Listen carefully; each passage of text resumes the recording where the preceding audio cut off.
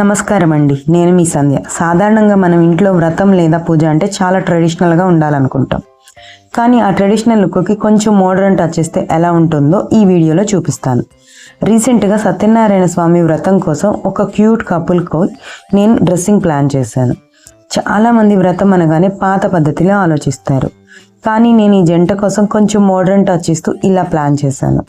ఈ మామిడి చిగురు రంగు వైట్ స్కిన్ టోన్ ఉన్న వారికి చాలా బాగా నప్పుతుంది, అలాగే ఫోటోల్లో బాగా ఎలివేట్ అవుతుంది. పెళ్లి కూతురు శారీ అయితే ప్యూర్ గద్వాల్.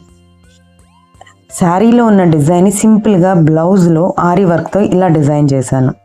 వ్రతం అంటే ట్రెడిషనల్ కదా, మరి బ్రా కట్ స్టైల్ సెట్ అవుతుందా అని డౌటే రాలేదు. ఎందుకంటే పెళ్లి కూతురు చాలా క్యూట్గా ఉంది కదా, సెట్ అవుతుంది అనిపించింది. బ్లౌజ్ పీస్లో పీకాక్ డిజైన్ చూస్తే నేతన్నల నైపుణ్యం బాగా కనిపిస్తుంది.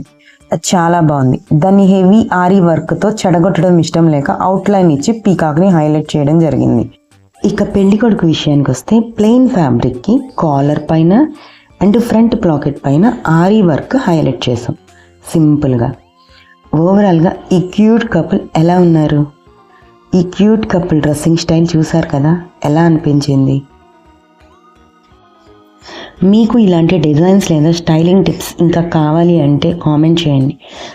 అలాగే సబ్స్క్రైబ్ చేసుకోకపోతే చేసుకోండి, లైక్ చేయండి.